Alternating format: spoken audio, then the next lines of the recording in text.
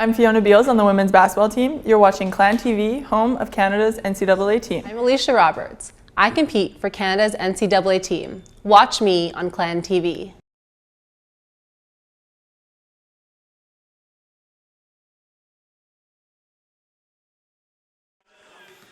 And welcome everybody to the West Gym here at Simon Fraser University. A happy 2016 to GNAC basketball fans and fans of the Simon Fraser University Clan women's basketball team. So happy to be back on the air again with you on Clan TV. Howard Samura here with you courtside along with producer-engineer Gabriel Lynn, and we hope you enjoy the upcoming broadcast. It's going to be the Simon Fraser Clan hosting Central Washington, the Wildcats out of Ellensburg, Washington, in town today for a GNAC contest here, the first contest of 2016 here up at Simon Fraser University.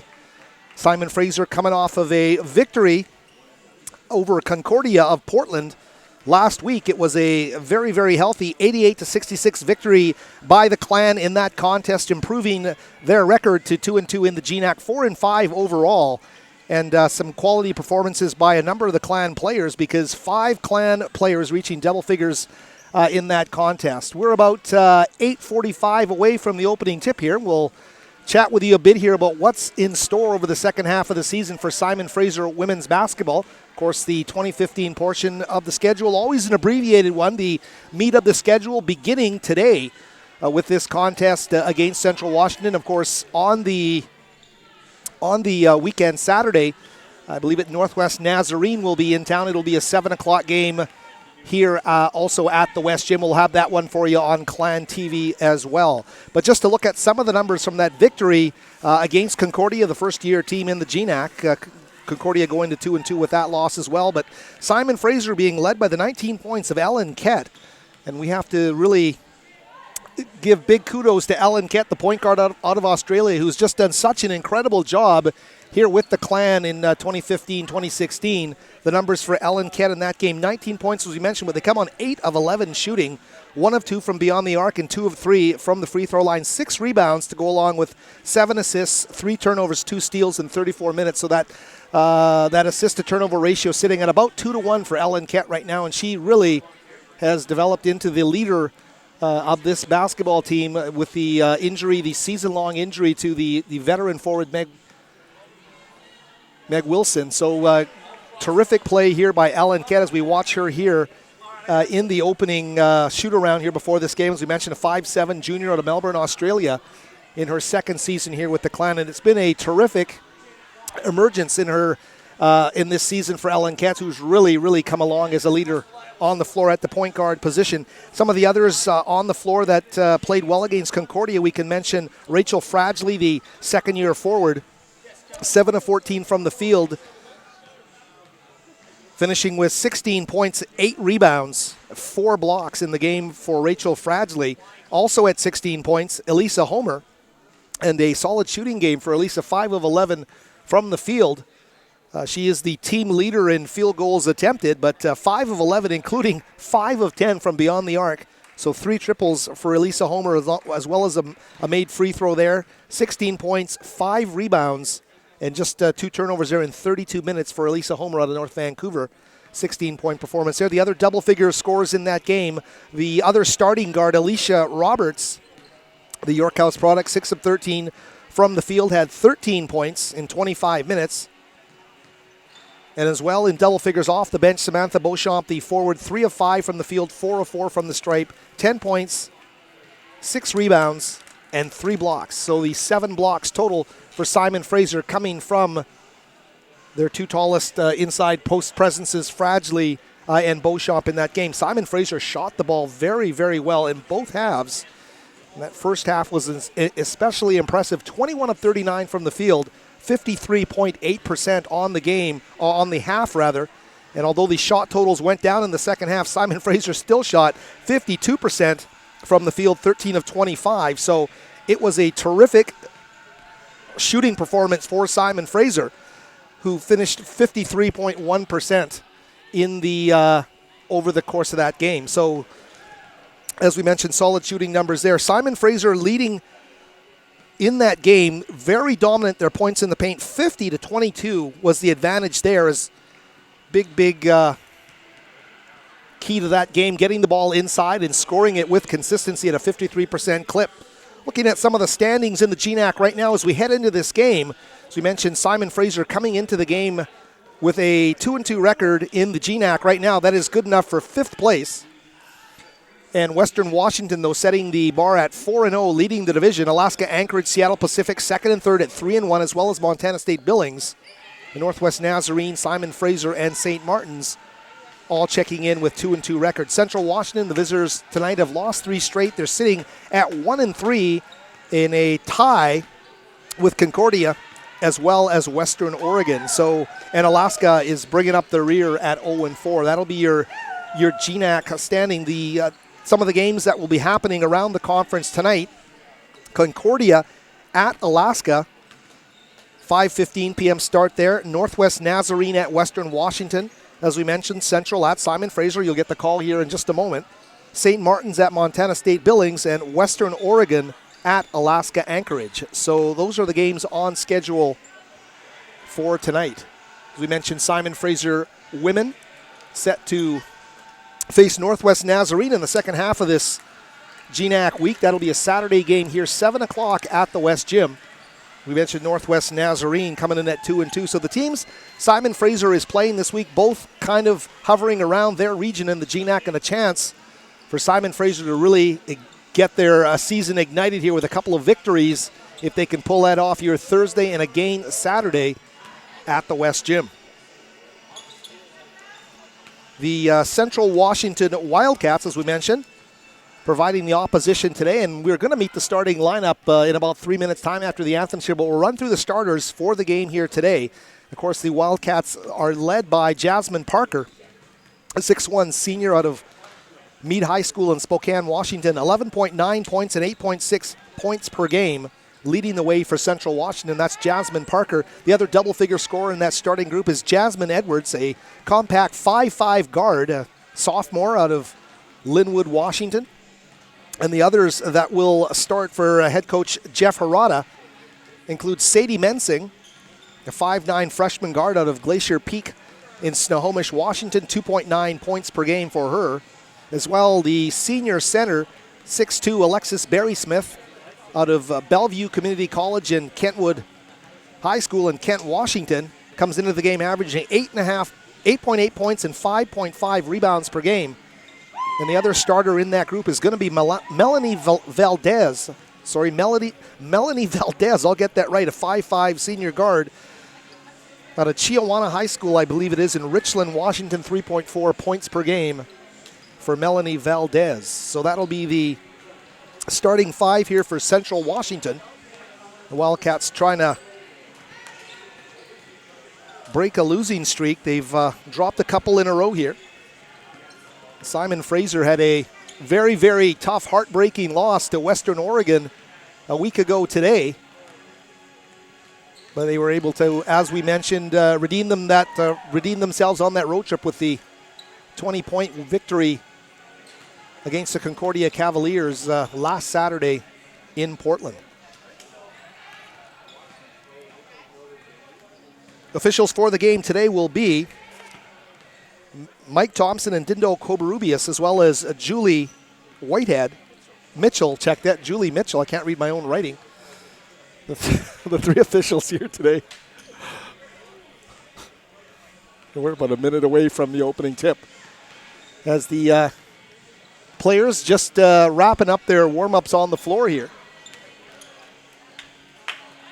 Tough break for Simon Fraser, and we've mentioned it, that Meg Wilson has missed the entire season with a lower body injury here for the Simon Fraser clan. And the Central Washington coaches kind of asking us here along Media Row, where's Meg? We don't see her. We see her name on the lineup. We don't see her here in the roster, rather on the floor here. Where is she, and what was the injury? I think one of the most known players in the conference, tenacious rebounder, hard worker, and real tough break for Simon Fraser to not have Meg in the lineup this season.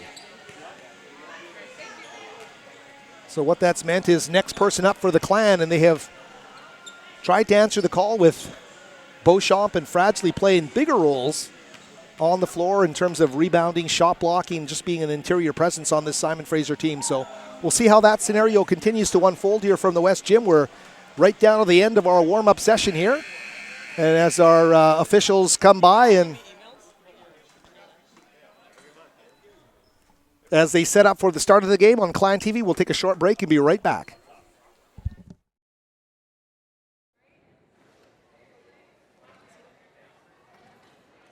Good evening, ladies and gentlemen, and welcome to tonight's game between the visiting Central Washington University Wildcats and your Simon Fraser University Clan. Ladies and gentlemen, at this time, we would ask that you please rise as we welcome Main Valley for the singing of the American and Canadian National Anthem. Oh, say, can you see by the dawn's early light what so proudly we hailed at the twilight's last gleaming, whose broad stripes and bright stars through the perilous fight o'er the ramparts we watched were so gallantly streaming, and rockets red glare, the bombs bursting in air, gave proof through the night that our flag was still there. Oh, say does that star-spangled banner yet wave o'er the land of the free and the home of the brave?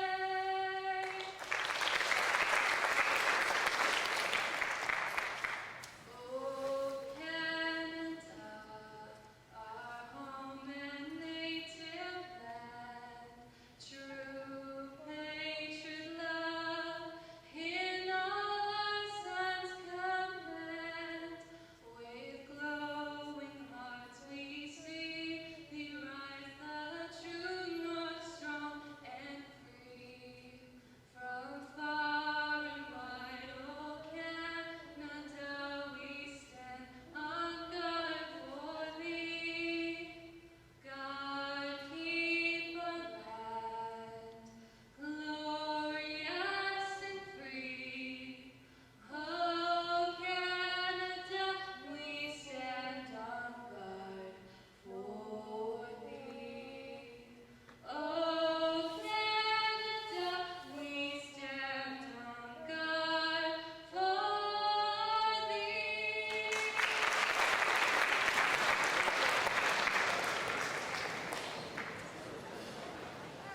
And now, ladies and gentlemen, it is time to meet.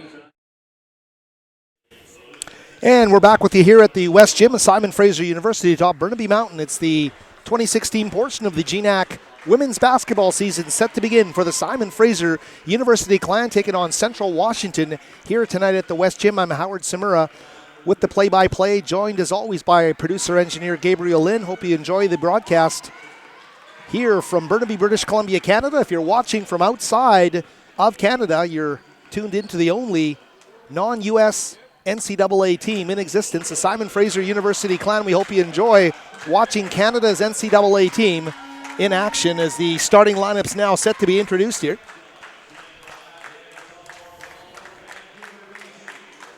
Getting the first introduction here is going to be Elisa Homer, wearing number 4 for the Clan. Mentioned Homer coming off that 5 of 11 or 5 of 10 shooting performance from three-point range in the win over Concordia. Ellen Kett, the point guard. We talked all about her magnificent production this season, the efficiency at the point guard spot. Simon Fraser as well. Fiona Beals introduced, as well as Rachel Fradsley and Alicia Roberts. Roberts wearing number 32, Fradsley number 11. Your starting lineup for the Simon Fraser Clan. Beals wearing number 10.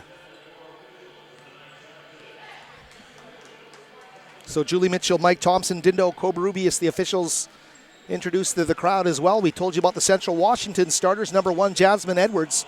Number 11, Sadie Mensing. Number 22 is Alexis Berry-Smith. Number 30, Melanie Valdez. And number 52 is Jasmine Parker. So the Clan now set to hopefully break above that 500 mark in the GNAC and put a run together here as 2016 now set to begin from the West Gym.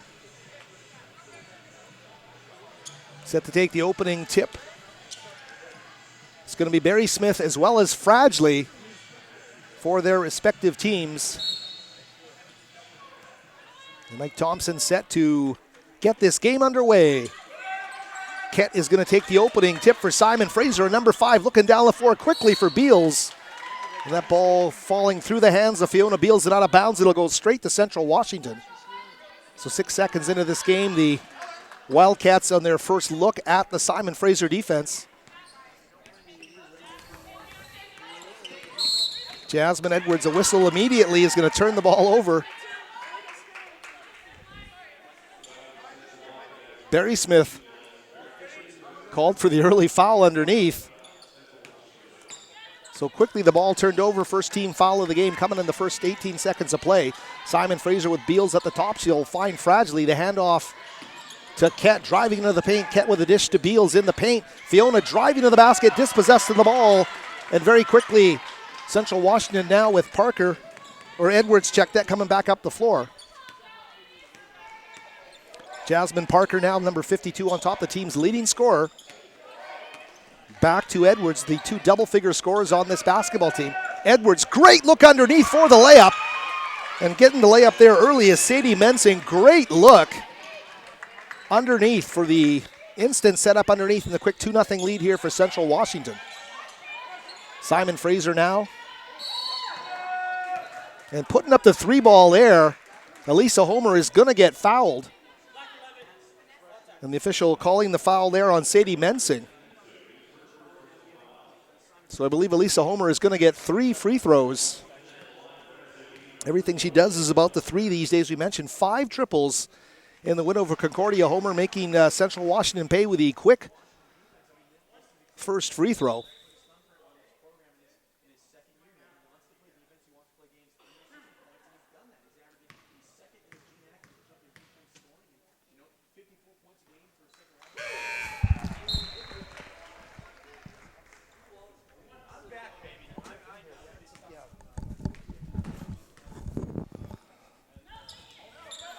And Homer doing a great job there. Elisa making all 3 of them as she steps off, and Vanessa G, number 2, quickly in to spell her off the bench. But Homer getting fouled from beyond the arc and making all 3, putting the Clan up 3-2 here in the first minute of this basketball game.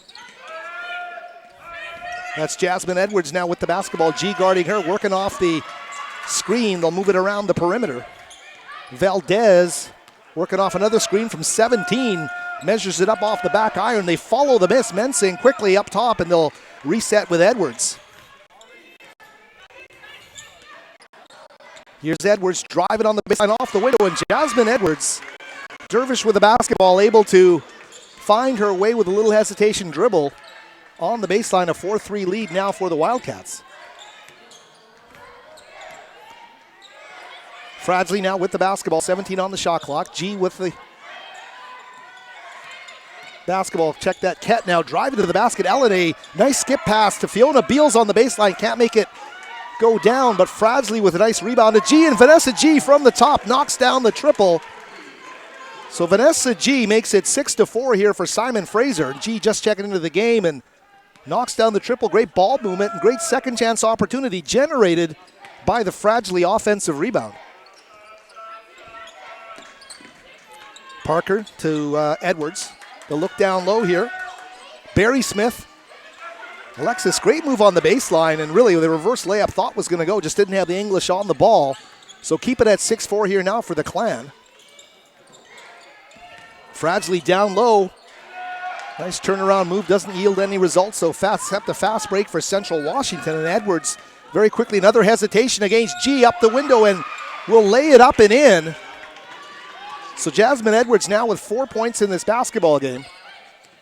It's going to tie this contest at 6. And Edwards really making her team go from that point guard spot. Great look underneath. Fradgley with the layup, but Vanessa G, who knocked down the triple. A great dish by G.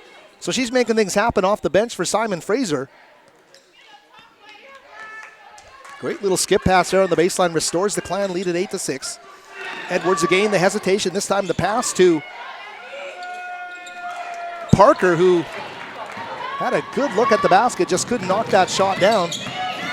Ellen Kett, transition skip pass up top again. Vanessa G feeding Fradgley again. Turnaround shot from 15 off the rim. G with a great offensive rebound. Second chance opportunity's not going to go, but Vanessa G is all hustle on the floor right now. Great job by the Riverside product to put some hustle into the Simon Fraser offense with the second chance opportunity.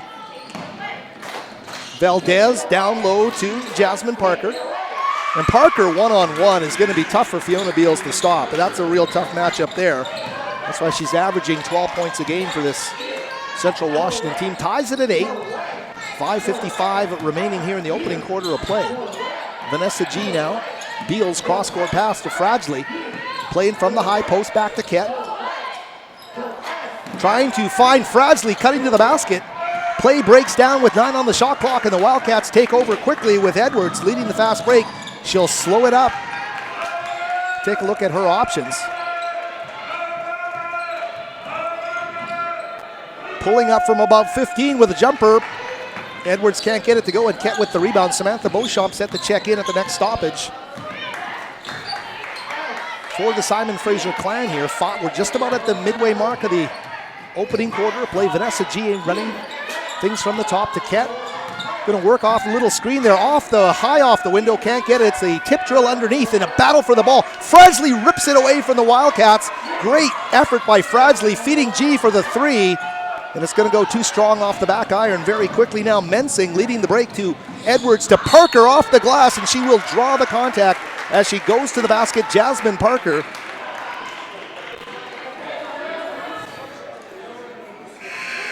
So a foul being called on the Clan. I believe it's going to be on Alicia Roberts. But there's a timeout on the floor, and we'll take a brief timeout here as well and be right back with you on Clan TV.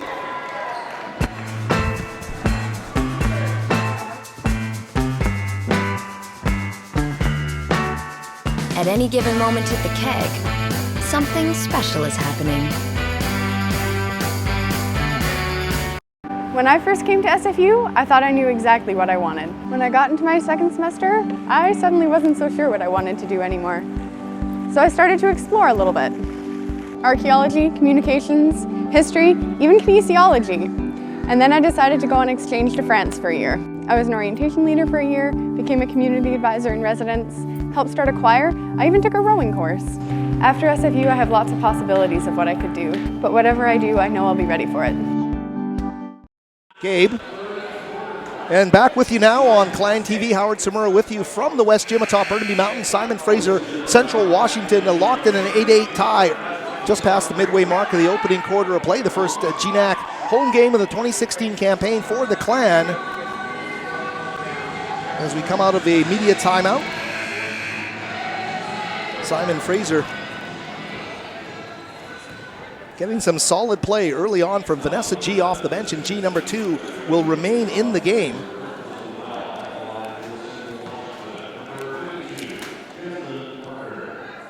Jasmine Parker now at the free throw line. Of course, Parker drawing the contact in that transition down the floor, set to shoot a free throw, knocks down the first one. 9-8 is the score here for Central Washington.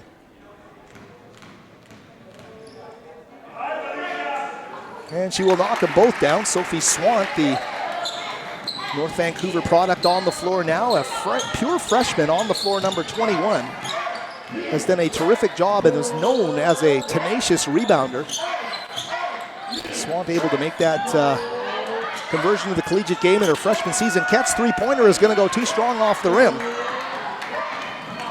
Very quickly down the floor are the Wildcats. Number 32, Mandy Stewart, now checked into the game. She'll relinquish the controls to Jasmine Edwards at the point guard.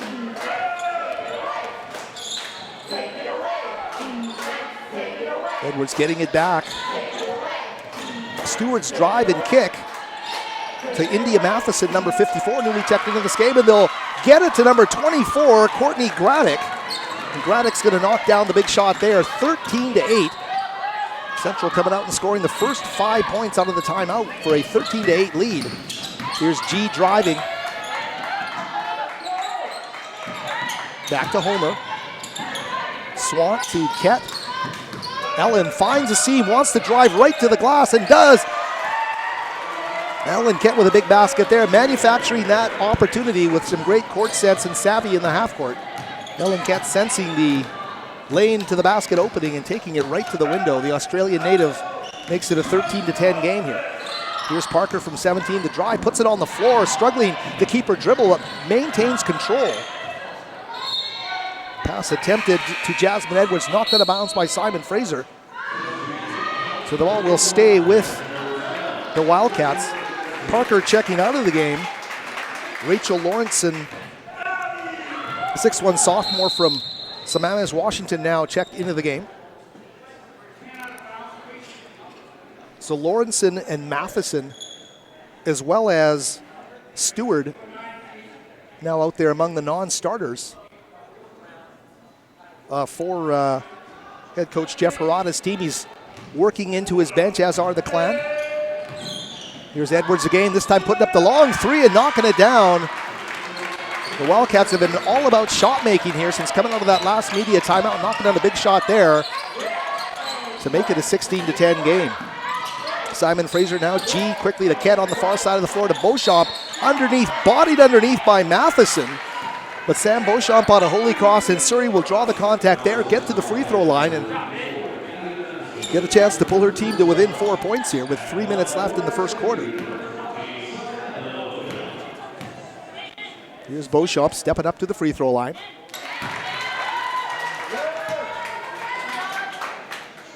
Second-year player, but the key was Sam Beauchamp getting some quality minutes last season along with Rachel Fradgley. And with Meg Wilson lost for the season, those minutes last season have been a big bonus in allowing Beauchamp to really step in and be a key contributor here. She misses the second free throw. 16-11 the score. It's a 5-point advantage for the Wildcats in black. They'll hoist another three ball and knock it down. They're out fire from downtown. Courtney Graddick, the big three. 19-11. It's an 8-point gap here. Central Washington is shooting the ball so well right now. Here's Sophie Swant to Vanessa G. G to Beauchamp. Great take to the basket there by G, and Vanessa G is making her presence known here on the floor. That was a great take to the basket.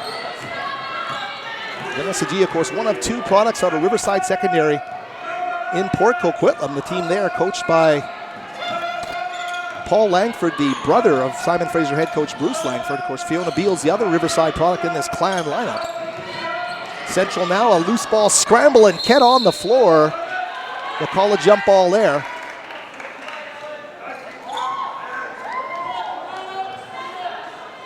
Possession arrow there favoring, I thought it was Central. I think they switched the possession arrow too soon because it's going to stay with the Wildcats, as was the initial indication. And Mandy Stewart set to inbound the basketball to Jasmine Edwards. Here's Edwards again, great hesitation, but this time it's not going to work against Samantha Beauchamp. She gets the block out of bounds. It's going to give Central the ball with 3 seconds on the shot clock, 1:52 left in the quarter. Need a quick hitter here. And pursuing just a little too vigilantly is Sophie Swant. She's going to get called for the push from behind. So the foul being called there on Swant. G checking out of the game. Alicia Roberts now checking back in, number 32. And Roberts hasn't really even touched the ball here. We'll see what she does the rest of the way here. Too strong off the back iron there by Craddock, who's made her presence felt off the bench as a jump shooter.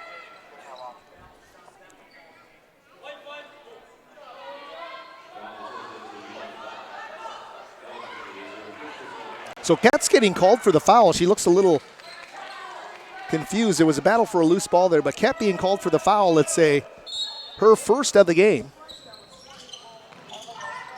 Inbounds. Skip pass down low. And the turnaround shot is going to go there. for Mandy Stewart. So a 8-point lead now, largest of the game for Central Washington. 21-13 is the score. As Homer hoists the 3 ball, this time doesn't draw iron on the attempt.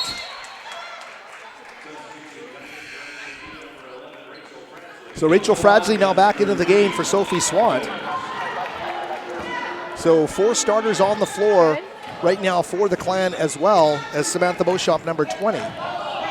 As the Clan here need to dig in their heels before the latter stages of this opening quarter and get a rhythm back on offense, because they really have struggled finding an offensive identity in this basketball game. They trail 21-13, and Central with the ball right now.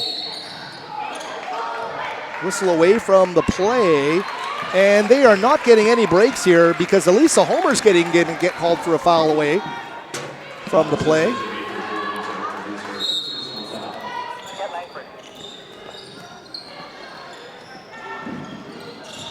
And Bruce Langford is letting the official, Julie Mitchell, hear about it from the bench. Scramble for another loose ball. Roberts on the floor along with Mandy Stewart. They said 32 with a push, but they're both 32s, so.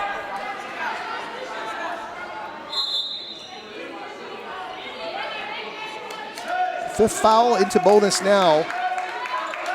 So the Wildcats will shoot. So the foul was indeed against the Clan's Alicia Roberts. On the floor right now for the Clan are Roberts 32, Beauchamp 20, Fradley 11, Homer 4, and Kett number 5. Mandy Stewart, number 32, just hit the free throws there as well on the floor for the Wildcats. Number 12, Rachel Lawrenson. Number 30, Melanie Valdez. Number 54, India Matheson. And we're missing one other Wildcat there. But the bottom line is a 10-point lead for Central Washington. They've done everything right here coming out of that last media timeout. They have blitzed the Simon Fraser Clan, and right now that defense is suffocating for Simon Fraser.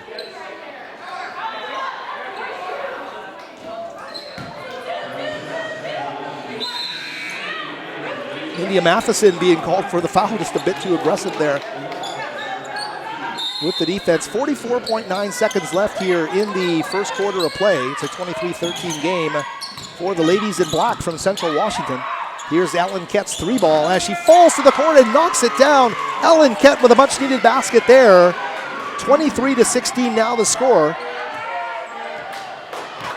Ellen Kett falling on her rear as she let the 3 go. Great focus and concentration there by the Australian native to knock down the triple. Central with about 6 seconds difference between game and shot here as we wind our way down in the opening quarter of play. Shot being hoisted there by Stewart's going to go off the rim and into the arms of Kett. So Ellen leads one last charge up the floor quickly to Roberts. Finding Fradley on the other side of the court. Can't get it to go off the window, and tough break for the Clan there. They'll keep the ball, but with 3.3 seconds remaining in the first quarter of play. Roberts skip pass there to Fradley. Rachel had a great opportunity there. Underneath to Beauchamp, and Sam Beauchamp with 2.5 seconds left is going to draw a foul, and she will get to the free throw line. The foul being called against number 12, Rachel Lawrenson. That's Rachel's first of the game, but more importantly, the Clan with a chance to make this. They will miss the first. A chance to pull within 2 possessions here, though, in the final 2.5 seconds of this quarter.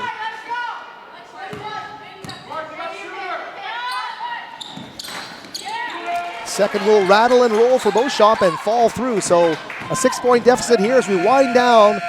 That last second effort is not going to fall. So we'll take a short break here. 23-17 to score. Central Washington with the lead over Simon Fraser after 1 quarter of play.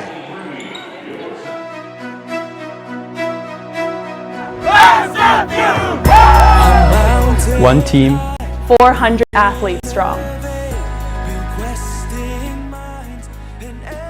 we sing not one, but 2 national anthems.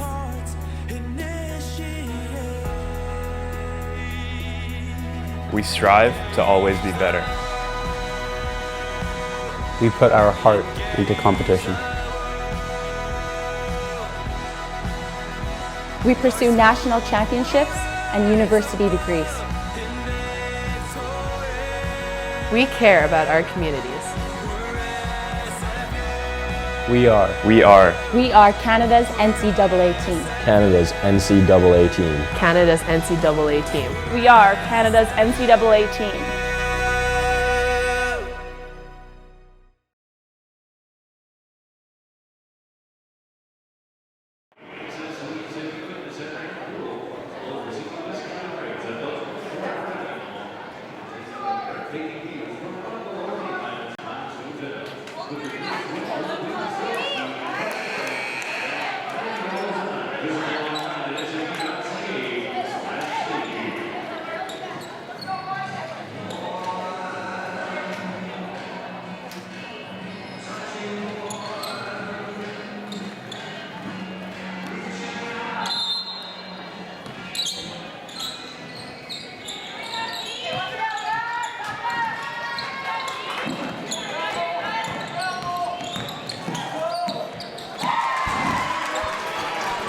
And we're back. And we're back with you here on Clan TV. Simon Fraser basket to start the second quarter of play. 23-19 now the score. Clan pulling to within 4. Shot by Edwards won't go. Offensive rebound. Second chance opportunity underneath is going to go. Alexis Berry-Smith underneath the offensive rebound and the putback. Restores the lead at 6 points here for Central. Roberts, drive on the baseline, draws the contact, and Alicia will get to the free throw line. So the Clan doing a good job of drawing fouls off the drive.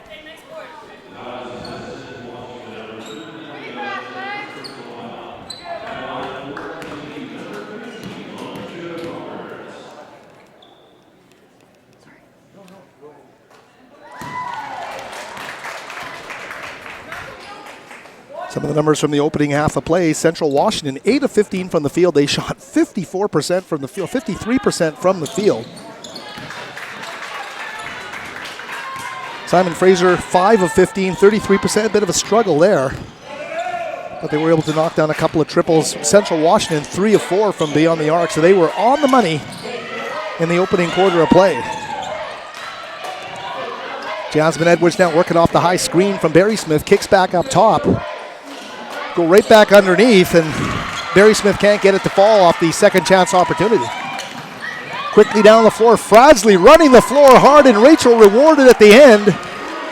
The great dish for the layup. And Simon Fraser pulls back to within 2 here at 25-23. Big key for the Clan, stopping Central in these half-court situations. Great job there of denying the entry and getting a steal. And coming back the other way now is Ket. Back up top to Homer. Beals, the loft pass underneath. And going for Fradsley, but Rachel stepping out of bounds and turning the ball over in the first 2 minutes of play here in the second quarter.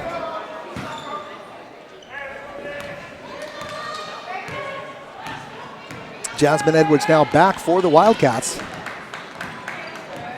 Mentioned Simon Fraser splitting their games, the loss in Western Oregon and win at Concordia. Central coming in off a couple of losses, wanting to get back on the winning side of the ledger. They go too strong off the back iron, and Simon Fraser now back down the court with Ellen Ket. Ket's going to go, but wants to go up top to her teammate there, Homer, but unable to do so. Results in a turnover, and that's Sadie Mensing able to score the basketball, restoring the lead at 4 points now for Central Washington. Fradsley now with the basketball on the baseline. She'll kick back up top to Roberts. Alicia, the pass to Fradsley. The nice jump shot there by Rachel Fradsley. Rachel bringing her game here in the early stages of the second quarter of play. First finishing the transition break, this time the short little jumper from about 10 feet away.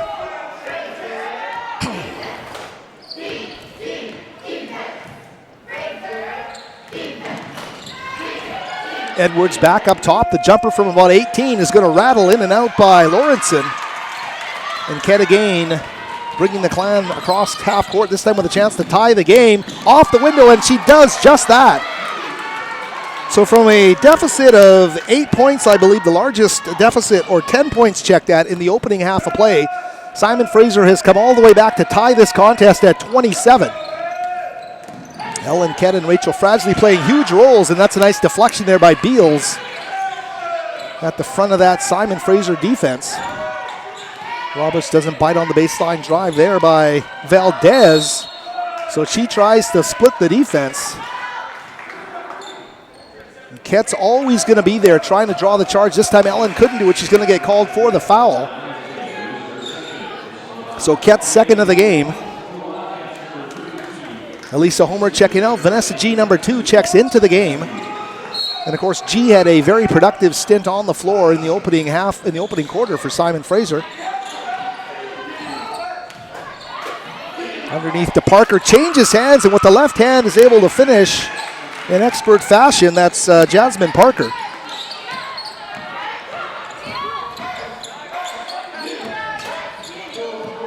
Beals cross-court pass to Ellen Kett, looking underneath, and that pass for Fradgley is intercepted by Jasmine Parker. And very quickly down the floor come the Wildcats. Offensive rebound gives a second chance, and they will make the Clan pay with that second chance effort. Jasmine Edwards, the point guard, knocking down the jump shot there, 31-27.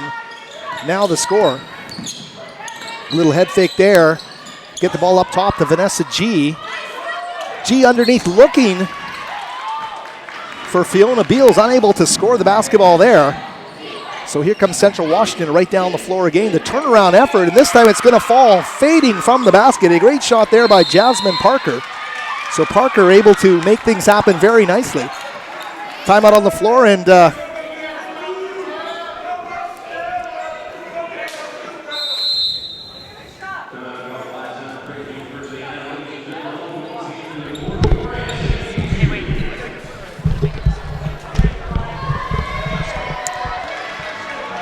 I think she can use this microphone here. This microphone is for our half-court time interview, so we don't need that one on.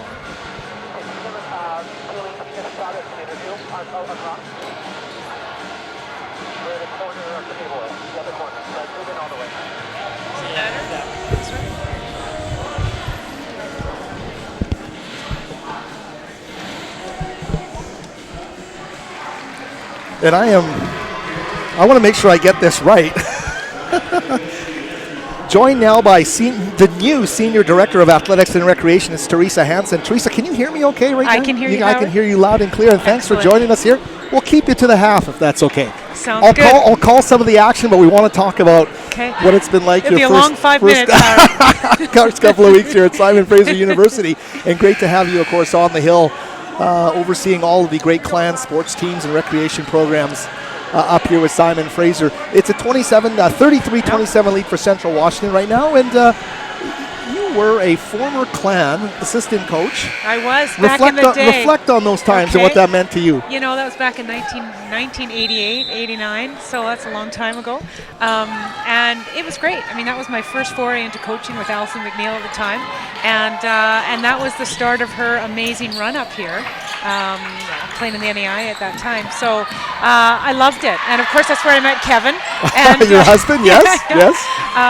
But you know what? It was kind of a continuation of my career because I played in the NAIA, so at Lewis Clark State. So we played against Simon Fraser. So it was really neat to go into the coaching side of that. And I was really young at the time, but I learned so much from Alison and started a great friendship all those years ago. Yeah, and really a great start to your career in athletic administration. I know as well. You were at look at this picture here. And I think we found you right there in the top right corner. It's a great hairdo. It was all about the hair back then. Hey, you're fondly remembered here, and now you're back. You know, as the athletic director here. What are some of the big long-term goals as you embark on a big journey here at Simon Fraser? You know, it's I'm on day 9 of my new career, and I have to say I'm really enjoying it. And I started right before Christmas. And there's a lot of work to be done up here, and some look at them as challenges, and I look at them as huge opportunities. So, you know, I'm taking time right now to get to know everyone. I'm meeting everybody one-on-one, all the staff, all the coaches, and just really learning the landscape and what's working and where the challenges are. And then from there, you know, we'll set a really good plan and a vision and look at the structure, the budget, the whole thing, facility plan, all of it. and that's going to take some time, but I'm really excited. What attracted you to this opportunity? Because you were at UBC for obviously a very, very long time. Yeah. What was most attractive about coming up here and starting a new journey here? Well, it has. When you make a career move, it's got to be the right fit. It's got to be the right time, and it's got to be the right school. And so again, I have a long-time affiliation with Simon Fraser, and it just all worked. The timing was perfect, the challenge was perfect, and to have the opportunity to lead an athletic program with such a unique landscape of Simon Fraser playing the NCAA, it was really attractive, and it worked out. The NCAA is not something foreign to you. I mean, when you were at UBC, I think people thought that the direction that UBC was moving in was the NCAA. Right. Simon Fraser was able to, I think, really take advantage of the fact that UBC was heading in that direction. A lot of the paperwork had been done by UBC. This is terrific, isn't it? The NCAA. Absolutely. You're right. I spent 5 years on that project, and we always said that we're going to take it right to the 1 yard line, and SFU is going to go through, and they did. And so it actually. It's funny. I don't want to be a cliche, but full circle, right? And to spend all that time in it, and now to actually be, at a member school of the NCAA, and I go to my first convention as a member next week. Wow. So down to San Antonio. The last time I was in San Antonio, I was a guest, and we were, working on the project. So I'm really excited, and I've had many colleagues in the U.S. reach out to me. Congratulations! Looking forward to meeting you at the convention. So it's really exciting. What about the fact that anywhere you go in terms of a convention, you're going to be the Canadian one? Yeah. It's unique, but it's also special and something you can be proud of, right? Absolutely. We were actually just talking today with some of the staff in terms of branding, and all our uniforms should have the Canadian flag on them, because it's unique and it is really special. So there's lots of challenges that go with that, but it is really special. Well, we are talking to Teresa Hansen, the new athletic director here at Simon Fraser. And for those watching from outside the British Columbia area, we are available worldwide. So, we're talking about the fact that you're watching the only non-U.S. institution that competes in the NCAA. They're wearing the white with the red and blue trim, the Simon Fraser Clan, and they're trailing 35-27. We'll keep Teresa to the half here as Elisa Homer misses on the jumper. Vanessa G, though, quickly on that loose ball. Clan will move it around a bit and get it up top to Homer. Elisa surrendering the ball, though, to the Wildcats, and they will come down the floor, and Craddock off the window with a miss there. A big rebound there by Fradgley. Must bring back some nice memories seeing the Clan team up close and personal. It does, yeah, it absolutely does. Although their hairdos are much better now than they were back then. the big hair really was a big deal back then. You sure noticed it in the pictures as G misses on that layup attempt there. Beauchamp wrestling for the ball underneath. Foul being called, I believe, against the Wildcats. But so many things, Teresa, to look at in terms of, the direction of the programs, promotion of sports up here, all that kind of stuff. Yeah. Do you have a pecking order of what it is that you want to get to first as soon as you do kind of get a broad picture of the big landscape up here? I think really the structure of the department, where are the gaps, what are we missing in order to be able to put on a great game experience for the student athletes, and able to have quality facilities. So the structure to me is a really big piece, as well as, and of course that's tied into the budget. So it's really having that review first, and then everything else will fall into place after that. Is it too much to ask if there is an opportunity in the future for the budget that's allocated here? We won't talk about any numbers, but for the athletics and recreation budget to be expanded, is that something that is in the cards? Or I think so, and I think in two ways. I think right now there's a really great opportunity for the athletics and recreation program at Simon Fraser with the new athletic director. So that itself is an opportunity. But I also think there is so much opportunity for revenue generation within the program, or within the department. From facility rental to sponsorship. A lot of stuff is untapped. So that's where I see the opportunity. So, and as well as partnerships. And I really think, given that unique landscape of being the only Canadian NCAA, that we haven't even touched all the partnership opportunities that are out there. So, yeah, I really think there is. You were at UBC in your tenure there when homecoming happened, and you saw the amazing turnout at Thunderbird Stadium. What do you think of the football situation? Would you like to see the football team playing their home games on campus in the future, and I'm not putting any firm date on anything here, Right. but ideally in the future, would that be a good thing to have them on campus, or do you guys like the Swan Guard situation as it is right now? Well, that's interesting you asked that. We just had that conversation, or at the beginning of that conversation. I think if you can play football on your campus where your students live, where your staff are there and your faculty, and you get that buy-in and that school spirit, you can't beat that. And so we have a lot of work to do to be able to do that. And, you know, the students just passed a referendum for a $10 million upgrade to the stadium. So all those pieces, I really hope that we can play football on campus because it's a way better atmosphere. And the students are right there. They're right there. Yeah, I mean, they have to walk across the street as opposed to get on a bus, go down to Swangard. And Swangard's an amazing stadium. I mean, we've been there for everything between football and soccer and track and field. But to be able to have that on your campus is, there's nothing better than that. Yeah, we're down to a minute 9 here left in the opening half, and I should say, you know what? How unique is it and how special is it when you're the only team in the NCAA that's not from the United States and your campus is situated on the top of a mountain? It's a special kind of place. It really is a special community to celebrate. It really is. Yeah, you can appreciate that. Oh, absolutely. And the neatest thing is some days we're above the clouds. You know, and it's... I love that. I really do, too. So I've had a little bit of everything so far. I've had the cold sun on a crisp, clear blue day. I've had the snow. I've had the sleet. I've had the rain. It's all great. It's all great. That is terrific news. That is terrific. We're down to the final minute here. And of course, the new athletic director, Teresa Hansen, so kind to sit in with us until the half here. Vanessa G with a miss there. Ket is got a great opportunity underneath. Can't get it to fall. Simon Fraser struggling here, but only trailing by 6. So I think they'll be able to regroup here as we head into the second half here. We'll just call the final few seconds of this half and thank Teresa for stopping by. Thank you, Howard, for having me. Yes, it's been fun having you on, and we'll catch up soon. And you bet. I'd love to go for coffee and just chat about things in general, so we'll do that soon too. But thank you so much, Teresa, for joining us, and we'll catch up with you again real soon. You bet. Thanks again. Thanks so much. That was new athletic director Teresa Hansen as we get down to the final 5 seconds to play here in the opening half. Ooh, and a tough break there as Jasmine Edwards getting set to head back up to the court.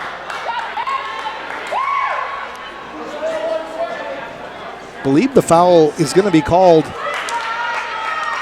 against the Clan, and it's going to allow Edwards just to take a couple of free throws here before with all the time off the clock here in the second quarter.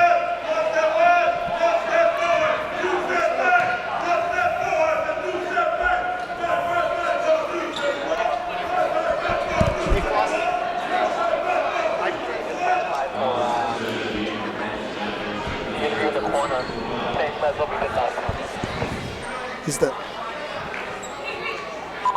Okay, he's interviewing her, not Is it on? Okay.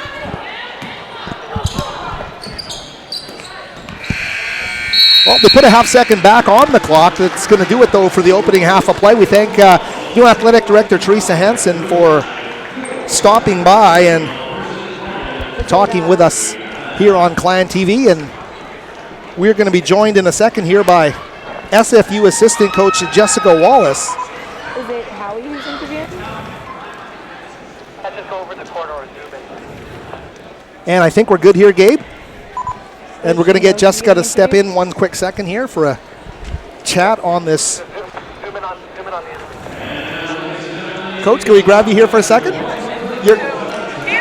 Step up a bit closer to the mic here. You're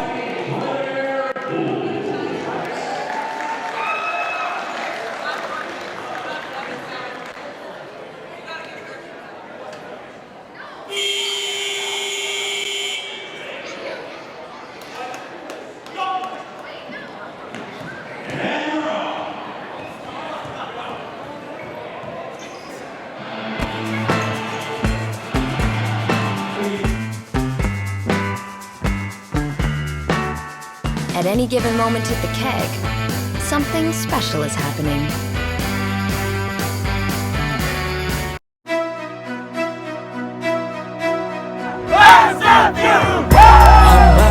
One team, 400 athletes strong. we sing not one, but 2 national anthems.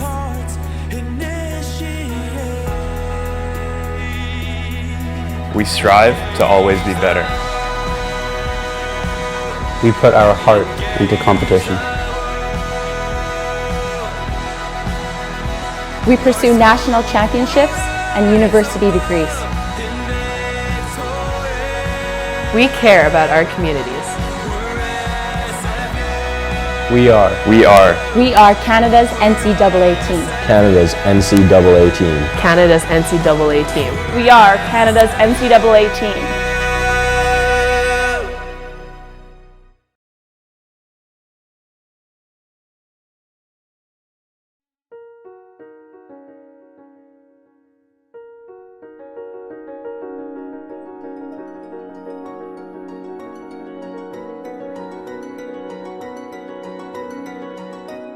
We as Canadians don't have very many heroes, and it just happens that Terry Fox happened to be one of them, and he happened to be a student at Simon Fraser, for which we should all be very grateful and thankful. I mean, we learn about Terry Fox from kindergarten in elementary school, growing up in Canada. It's just such an inspiration to be able to walk through the campus that he walked through and play on the court that he played on. He set the standards so high. I mean, he was up training every single day, and he ran across the country on one leg. So I really think that there is a sense of camaraderie around him and his organization. He had a purpose. He found out that there wasn't a lot of money going to cancer research. He came back up here to the university actually, and wanting to make a difference as an athlete, and he decided, well, I'll run across Canada, and in that way bringing communities right across Canada together to make a difference, to raise money for cancer research. Terry ran 5,000 kilometers before he even started in St. John's, Newfoundland, and a lot of that training that he did came from here and the support system that he had here. Terry's been honored in so many different ways over the past 34 years. And as an athlete, as a basketball player at Simon Fraser, this would be way up there in Terry's, where Terry would want to be honored at Simon Fraser, as a basketball player, as an athlete. And we're very proud tonight that we're going to immortalize his jersey by having it raised and kept in this gymnasium as long as this gymnasium is in.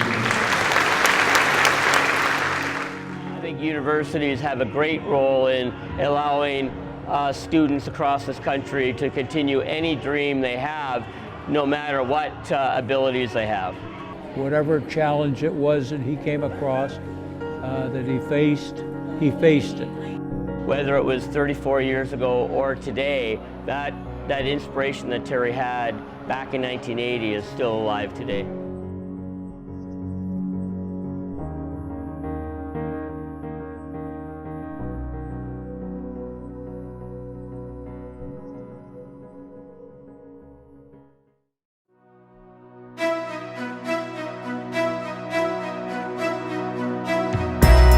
Mountain high, we innovate, build questing minds and educate what's driving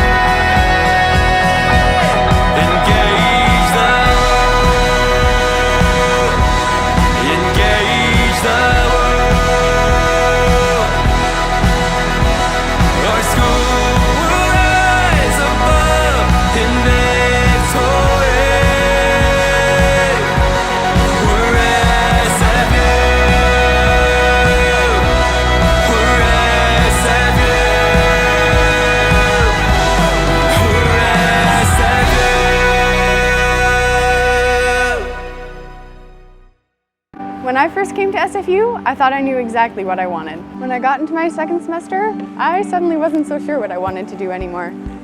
So I started to explore a little bit. Archaeology, communications, history, even kinesiology. And then I decided to go on exchange to France for a year. I was an orientation leader for a year, became a community advisor in residence, helped start a choir, I even took a rowing course. After SFU, I have lots of possibilities of what I could do, but whatever I do, I know I'll be ready for it. It's on us to stop sexual violence. We are Canada's NCAA team. With 400 student athletes in 17 sports. Together, we can end sexual violence at SFU. To look out for each other. And not look the other way. To get a friend home safe. To not blame the victim. It's on us. It's on us. To speak up. To step in. To support those who need it. To be a part of the solution, not the problem. It's on me, it's on you, it's on us. Because consent matters. Because consent matters. Because consent matters. Because consent matters. Because consent matters. Learn more about how you can contribute to a culture of zero tolerance towards sexual violence at SFU by visiting sfu.ca/sexual assault. Because together, we can make a difference.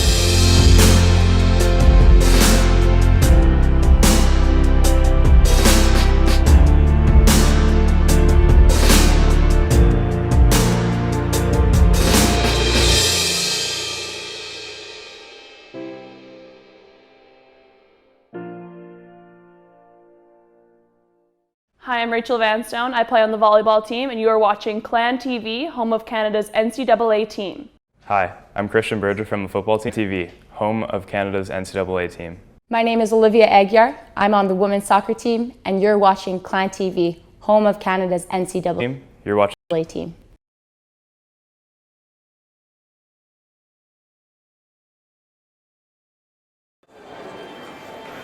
And welcome back, everybody, to the West Gym atop Burnaby Mountain. Howard Samura with you. Clan TV, our debut home production for the 2016 GNAC women's basketball season. The Simon Fraser Clan versus the Central Washington Wildcats. A halftime score with the visitors from Central Washington ahead, 39-30. Chance to run through some of the scores from the opening half of play. No figures check that for the Simon Fraser Clan on offense. The 30 points spread out very evenly throughout the entire 8-person rotation for head coach Bruce Langford. Leading the way, Ellen Kett, the point guard, 7 points, 5 rebounds, and 2 assists. And also a steal in all 20 minutes. Ellen never left the floor in the first half of play. 6 points apiece for Rachel Fradgley and Elisa Homer. Homer hitting a triple and also all 3 free throws on a attempted three-pointer in which she was fouled. So 6 points for Elisa Homer. Rachel Fradgley, the forward down low, 3 of 6 from the field with 4 rebounds, accounting for her 6 points. Vanessa G with 5 points in 13 very effective minutes. I thought she was a great energy player for Simon Fraser in that opening half of play. The other scorers all with 2 points apiece. Fiona Beals in the starting lineup. Alicia Roberts also in the starting lineup. And off the bench, Samantha Beauchamp with a pair of free throws, accounting for all of the 30 Simon Fraser points in that opening half of play. On the other side of the ledger for Central Washington, I think the key thing to point out here is 5 turnovers in 100 total combined player minutes. Very, very effective play. Central Washington didn't hurt themselves. They didn't turn the basketball over. And you look at the fact that Jasmine Edwards, their point guard, played 19 minutes and had 1 turnover along with 3 assists and 10 points. The other double-figure scorer, Jasmine Parker, with 10 points in 14 minutes of play. So very effective play there.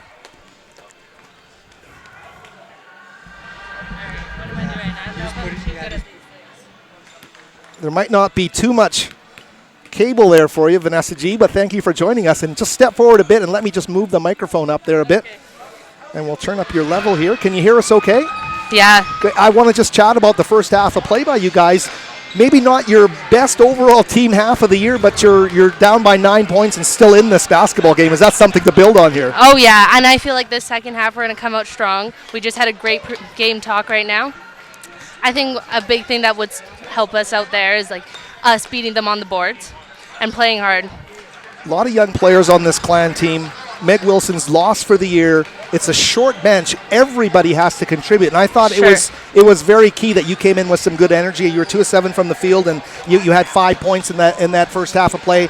Just talk about everybody having to contribute to the cause this year. Right, you're right. There is only 8 of us, and Langford did say at the start of the season we all play a huge role, no matter if we're on the bench or on the field. What about yourself? Getting into the thick of GNAC action, getting into a main rotation, and being a contributing player, how good does that feel for you? Oh, it feels great to be back. Yeah, I love it. Yeah. Just talk about the leadership on this team with the veteran players and how important it is in terms of bringing the younger players along this year. I think the leadership on our team is great. Ellen is out there. She's a great point guard. She's got great leadership skills, and everyone contributes, and that's what makes us successful. Well, all the best in the second half. Thanks for joining us. Appreciate it. You too. Okay, that's Vanessa G of the Simon Fraser Clan, and we will continue our countdown here to the start of the second half of play. We thank Vanessa G of the former Riverside Port Coquitlam player for stepping in and talking with us. One of those younger players on this Simon Fraser Clan basketball team that we talked about. It's all hands on deck for the shorthanded Simon Fraser Clan. They all have to contribute. And you saw that 8-player rotation in the first half of play, not at its sharpest. So Vanessa G remarking about a inspiring halftime talk from the coaching staff, and to see what that does in terms of lighting a fire under these Simon Fraser Clan players in the second half of play. We're about 90 seconds away from the start.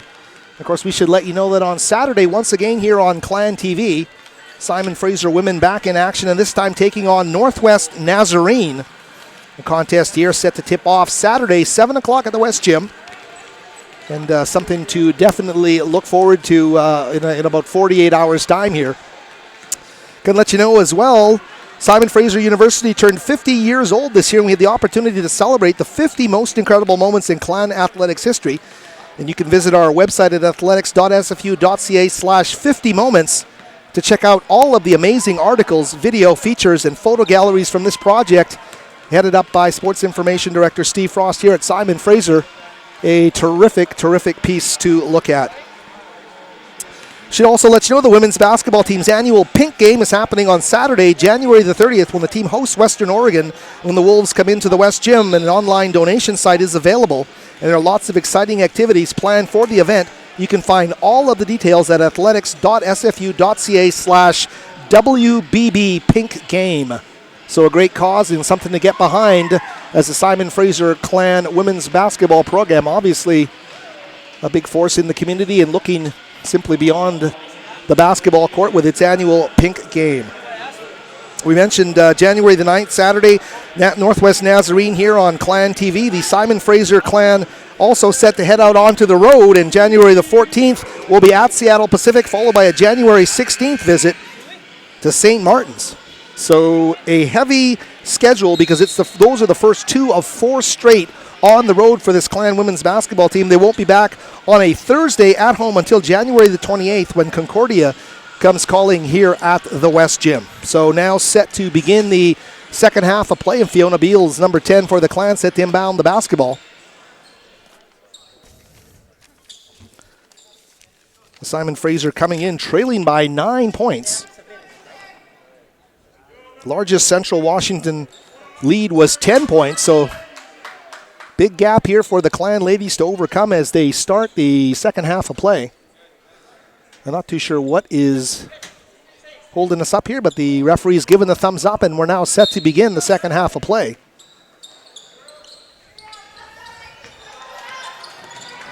That is Beals, number 10, with the basketball, quickly to Homer. Cross-court pass to Fradgley.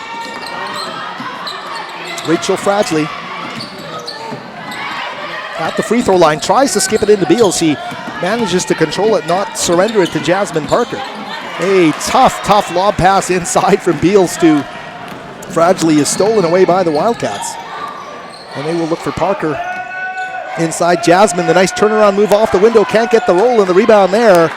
Scooped up quickly by Homer. Ellen Kent now with the basketball across half court. Beals to Roberts.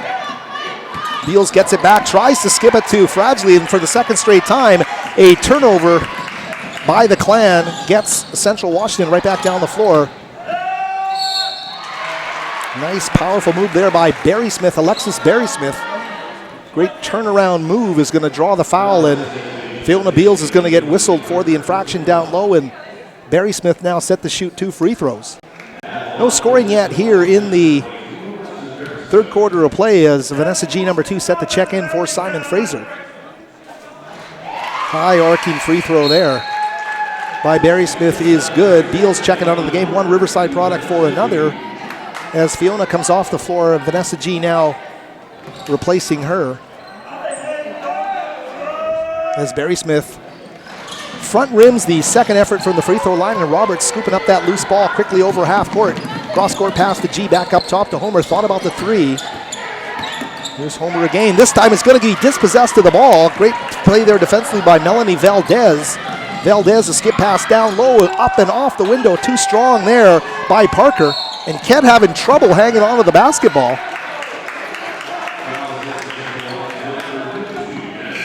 The Parker is going to get called for the foul. Is going to get called for a foul here, first of the game.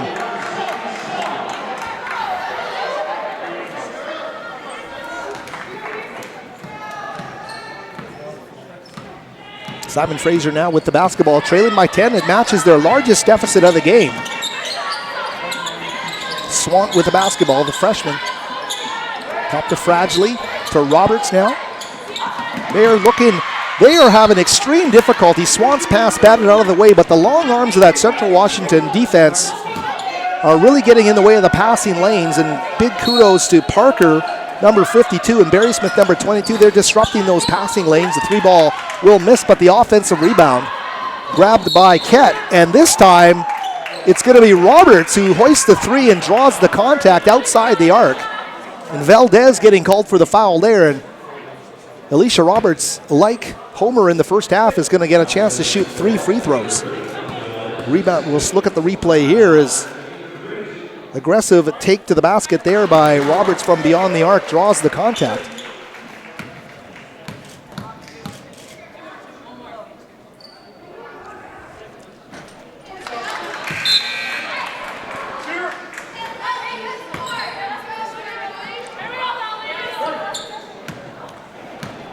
With you here on Clan TV as Roberts loads up again for that 3rd free throw, knocks down 2 of 3 and makes it an 8-point game at 40-32. Homer now back into the game for Roberts. So Roberts and G, along with Ket at the guard spots, Swant and Fragile at the forward positions for Simon Fraser.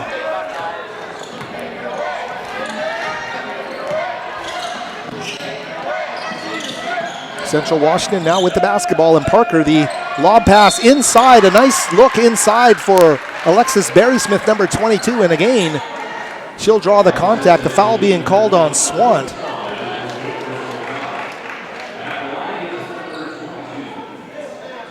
Swant learning her way, the trial by fire here. These Simon Fraser Clan players with a very injury-riddled short roster here, and as we talked to Vanessa G at the half, everybody's got to step up and do their job here. Swant's going to check out of the game. Samantha Beauchamp, number 20, will replace her.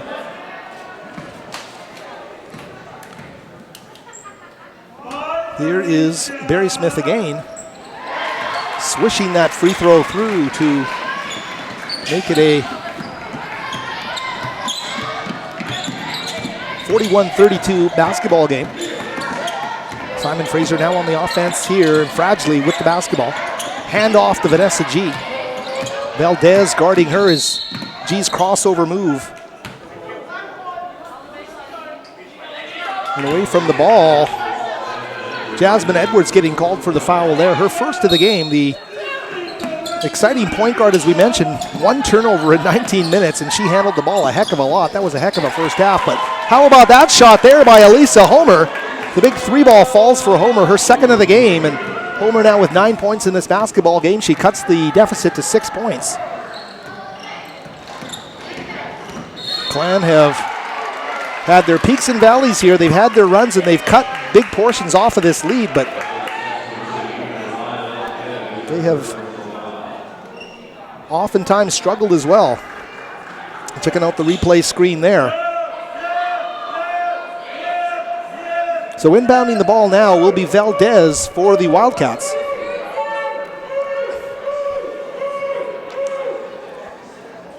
And I'm not too sure what we're talking about here at the minor officials table, but there's a bit of a delay here, so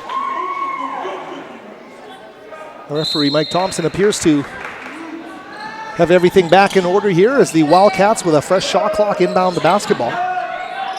Here's Edwards now, the familiar spot leading the offense. Looked to play off that Barry Smith pick, but instead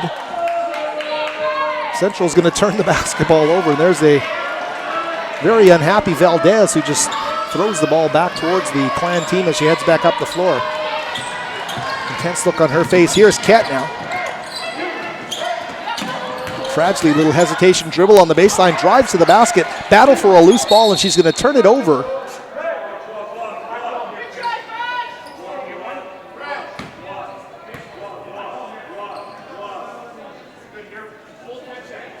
Central Washington will take possession of the ball. 6-point deficit here. Simon Fraser has never gotten it going here on offense. Any kind of consistency, they've really struggled to find it here tonight. That ball back up top to Parker. Little head fake inside the free throw line. Doesn't go for her off the back iron, but an offensive rebound. And Beauchamp, standing her ground, does an excellent job of not drawing a foul and getting her team back on offense. Here's Kett's lob down to Beauchamp. Sam off the window, gets the basket to fall. Big basket for Samantha Beauchamp. Great play at both ends of the floor for number 20, the post out of Holy Cross in Surrey, making a couple of big plays in this basketball game, and she turns it into a 4-point contest. About 3.5 minutes into the second half. Here's Parker, number 52. Jasmine's just going to pull up and shoot it. She'll knock down the 17-footer. And just like that, the Central Washington Wildcats get those 2 points back. Homer, catch and shoot from 15. Too strong off the back iron. Great rebound by Fragile. Up fake on Parker, underneath by Fragile for the lay-in. 43-39, right back to that 4-point deficit. Clan have trailed by as many as 10 in this game. Alicia Roberts, number 32, set the check into the Clan with the Clan of the next stoppage. Mandy Stewart as well, one of the 2 Central Washington players I can see lined up at the minor officials table as well. So changes on the way. Valdez turns a corner into the paint, gets it knocked away, and Simon Fraser now back in command on offense. Vanessa G quickly underneath. Great look underneath. Reverse wasn't go though. For Fragile underneath, tough break there. Vanessa G can really deliver the basketball, and she showed that there. Great bullet pass into the post. Edwards, her jumper doesn't go. Looks like we got some contact underneath the basket, and the foul is going to be called against Elisa Homer of the Clan, her second of the game. We'll take a look at the replay screen here as Fragile tries to go for that reverse. So close to making a good play. Didn't want the block there and went to the reverse, but couldn't get it to fall. Fragile, solid play there. Stewart, number 32, now with the basketball for Central Washington in black out of Ellensburg, Washington. Trying to snap a 2-game losing streak here in the GNAC. Putting up that jumper from the elbow. Doesn't draw iron, and Kett with the rebound. Or at least the loose ball. Roberts now. Near corner to Fragile. Little cross court again to Ellen Kett on the baseline, driving out of a double team. Quickly up top, Roberts takes that pass.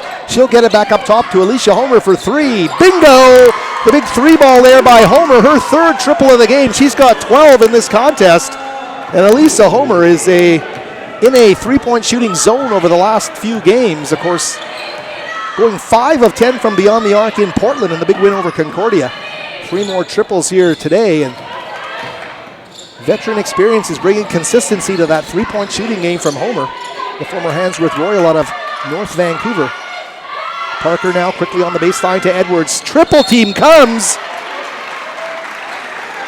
3 players converge on Jasmine Edwards on the baseline.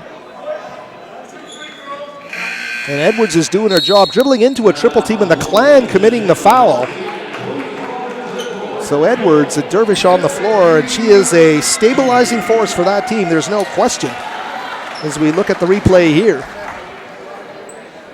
Simon Fraser kicking it out, doing a great job of ball movement there, and we thank producer engineer Gabriel Lynn for that highlight as Alicia Homer knocks down the big triple. And we'll bring you the numbers on Alicia Homer. She's 3 of 7 overall, 3 of 5 from the field, hit 3 free throws, 12 points in 19 minutes. So she is 8 of her last 15 over the last what would that be? Last 6.5 quarters. She is shooting the lights out of the basketball right now, Alicia Homer, and it is great to see as you follow the progress of some of BC's best, brightest high school basketball stars as they make their transition to the collegiate level here at the NCAA Division II level, and the Simon Fraser clan to see that consistency start to come. And Homer now in her second year, really showing the form that made her one of the most dangerous offensive players in the BC high school ranks a couple of years ago out in North Vancouver.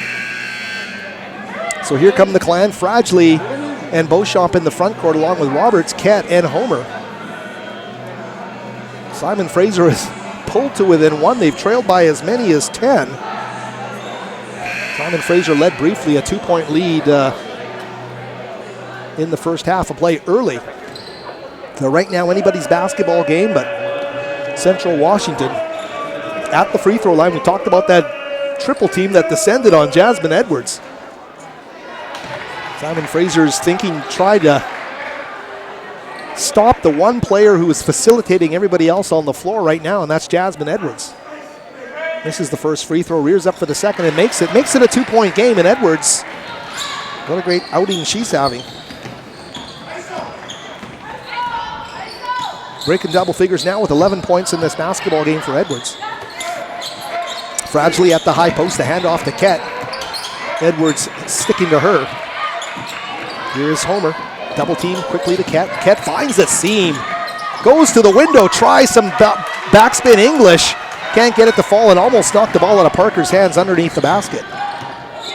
Edwards now back in control. Ellen Kett has just been an absolute warrior for Simon Fraser. She never leaves the floor. Stabilizing force at the point guard spot. Great form on the jumper and holding the follow through there. Jasmine Parker. Parker stands at 6'1", the senior out of Meade High School in Spokane. She can face the basket as well as crash underneath. And what great jump shooting form from the 6'1" forward right there from Central Washington. Here's Beauchamp at the free throw line looking for Fragile. The precision not there on the post-to-post pass, and they'll turn it over with a 4-point deficit here.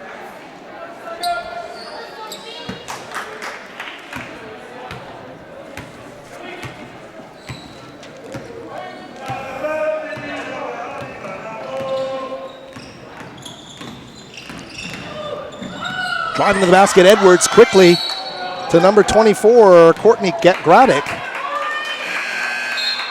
Homer bearing down there on defense. A turnover will go to the Clan.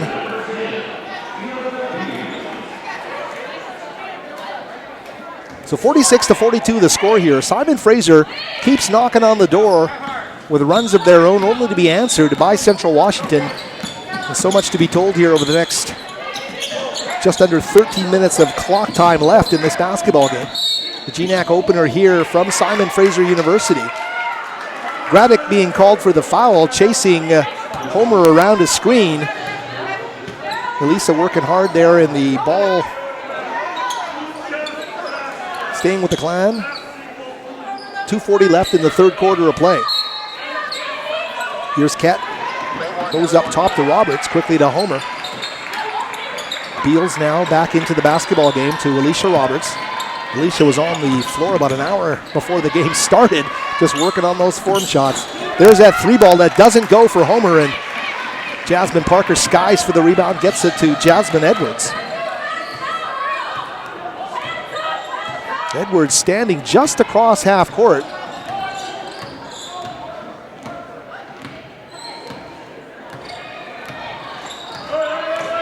Set to the attack with 10 on the shot clock now. Wow.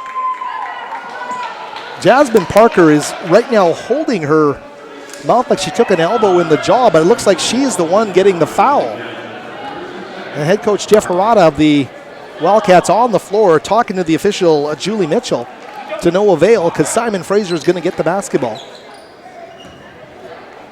The Parker picking up the foul despite the collision. You can tell she's still smarting from that collision underneath the basket. Fragile at the high post, looking for that handoff again to Ket for three. Ellen not too strong off the back iron. Fragile, great reach for the rebound. Recycle the possession here, 1:48 left in the quarter. Beals, Ket at the free throw line. Quick pass to Fragile. One bounce off the window, doesn't get the roll. Tough break there for Fragile, and a great play run by the Clan in the half court.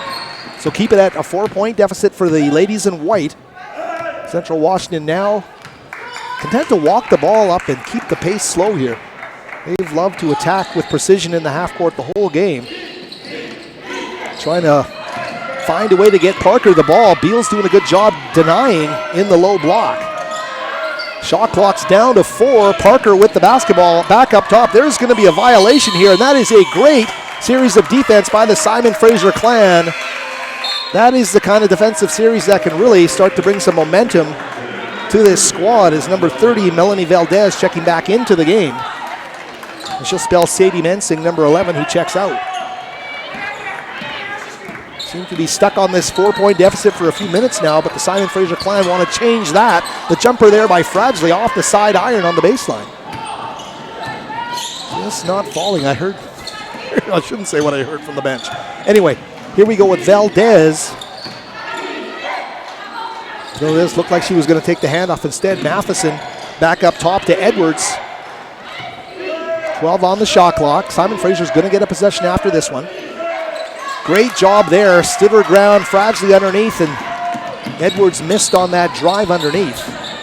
So here's Ket now with 22 on the shot clock, 28 in the quarter. Head fake there by Roberts. Drives, dishes back up top to Homer. Elisa turns a corner, the runner goes for Elisa Homer. That's her first 2-point bucket in 2 games. Great job with the intermediate game. The drive to the basket there makes it 46-44 with 7 seconds remaining. Parker, there's that sweet stroke again, and she knocks it down as she backpedals back up the court. Jasmine Parker is a tremendous jump shooter, and she can shoot the medium-range jump shot. She knocked 2 of those down in the quarter. Bit of a dagger there at the end, but the Simon Fraser Clan made a bit of a climb back and trail 48-44 at the end of the third quarter of play. We'll be back with some numbers in a second, but first just want to let you know about an issue here that we want to let you know about happening at Simon Fraser. Throughout the month of January, members of the SFU community will have an opportunity to participate in Consent Matters SFU, a conversation to raise awareness about consent and the resources available at SFU in the event of a sexual assault. In support of the initiative, SFU Athletics and its student athletes created a PSA that acknowledges the shared role the whole SFU community has in promoting a culture of zero tolerance towards sexual violence. You can watch the video on our YouTube channel at athletics.sfu.ca/ClanTV. Great to see the broad scope of everything that SFU Athletics represents here up on the hill. And Clan student athletes, a powerful force. And as a reporter at the Province newspaper, I had so much fun over the holiday break writing a story about the 4 Simon Fraser student athletes who had the highest GPAs within their respective sports in the GNAC. And it was a terrific look at 4 very special student athletes. Lorenzo Smith from the cross-country team, Brandon Watson from the SFU men's soccer team, Christine Howlett from the volleyball team, and Jordan Herdman, the star middle linebacker from the SFU football team.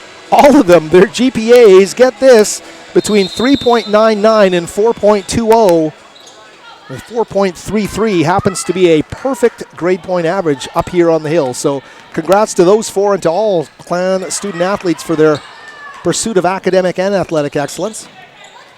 We're back to live action here on the floor at the West Gym as a drive to the basket, and her foot just gave way under her. Jasmine Edwards looked to have slipped on a wet spot underneath the basket. She lost her pivot and just went crashing to the floor, turning the ball over.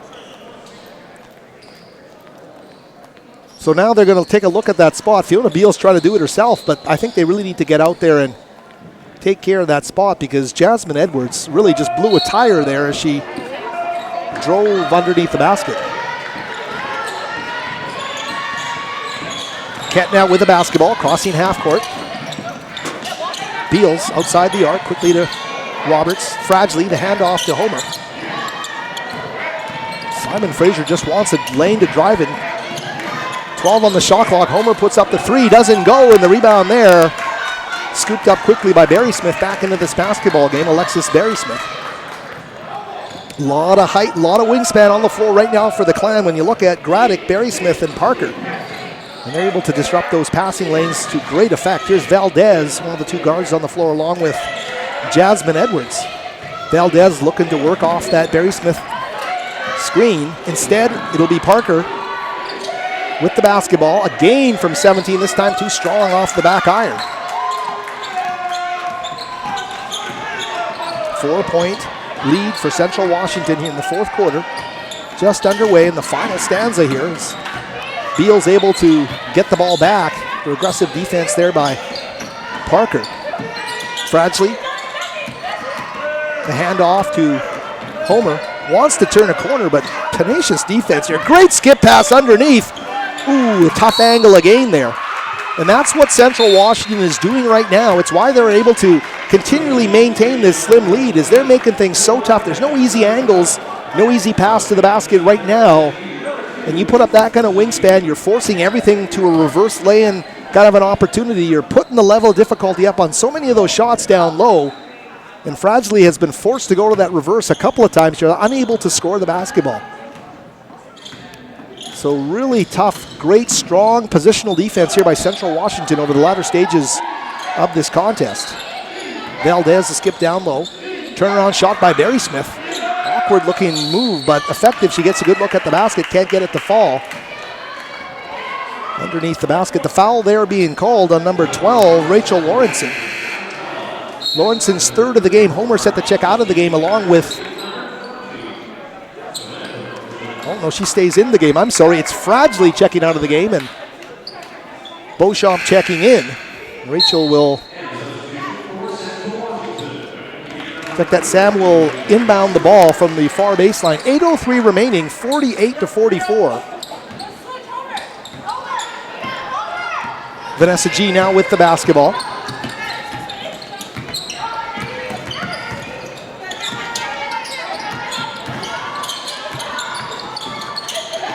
Roberts to G.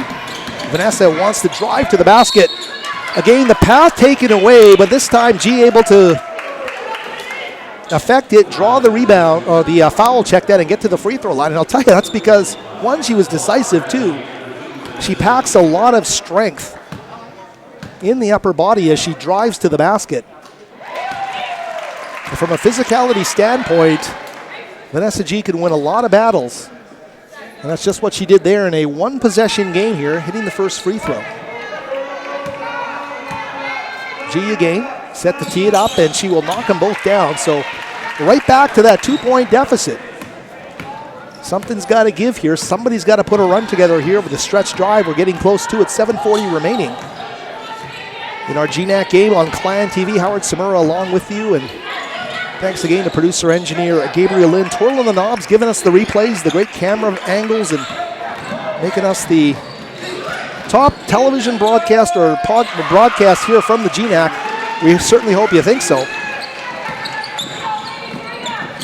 Right back to 4 points here for Central Washington, and their lead is Homer. Goes cross course to Roberts. They go inside to Beauchamp. Her shot goes off the side of the goal and into the hands of Barry Smith. Tough break on the execution there is Simon Fraser. Unable to get a quality look at the basket. Edwards now with the basketball. Feeding the post, the turnaround here now by Barry Smith. Great job there by Sam Beauchamp positionally to deny that opportunity. Made it tough for Barry Smith down low. G cross court to Homer. Roberts now, a little fake, drives into the paint off the window. Valdez trying to so hard to draw the charge here. She wears her emotion on her sleeve, number 30. You can see the frustration. She takes herself out of the situation, walks to half court, tries to cool down, but really thought that she had the position there. As she looks at referee Julie Whitehead, you saw the replay there as she gets up, and thanks Gabe Lynn for that quick look back at the play. Bottom line, it's Simon Fraser and Roberts at the free throw line. Alicia missing the first from the free throw line is Jasmine Parker now checking back into the game for Barry Smith.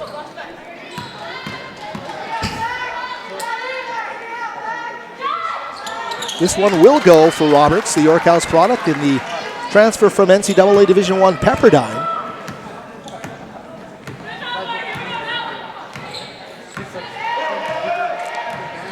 Edwards, fist high, she comes across half court. Ball reversal to Parker. They go to Lawrence at number 12 back into this game. Parker now to skip down low. Double team comes on Parker. Gives it back up to Edwards. And the shot will rattle home for Jasmine Edwards. A big basket there to make it a 5-point lead with 6:05 remaining. They played a game of catch, and the point guard made the jump shot when she had to. Big shot for Central Washington. Tough shot on the baseline. It's going to go for Roberts. As she turns around on the baseline, hits an extremely tough shot on the baseline. And as we mentioned, we saw Alicia Roberts out here about an hour before game time working on all those different situations. And as she turned around and somehow able to square herself without a bounce, not an easy move to make on the baseline.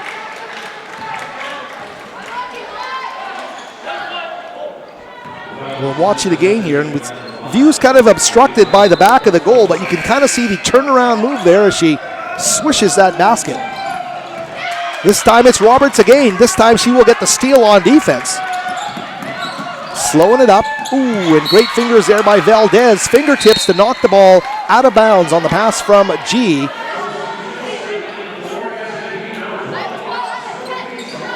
Sophie Swant now checking into the game. Number 21 for the Clan.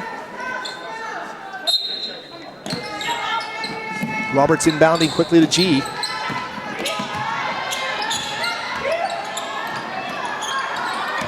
Head fake there by Roberts into the paint, kicks it back up top to Swant. The whistle blows.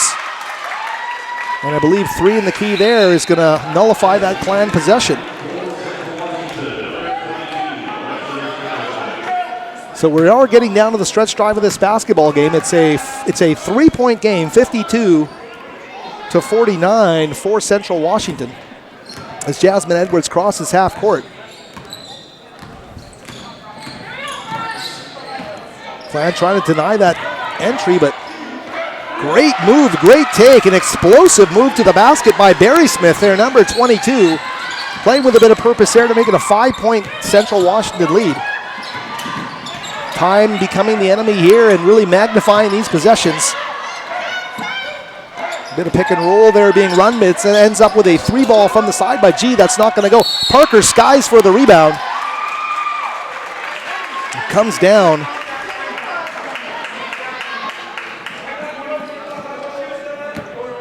They are going to go to a foul being called there on Samantha Beauchamp.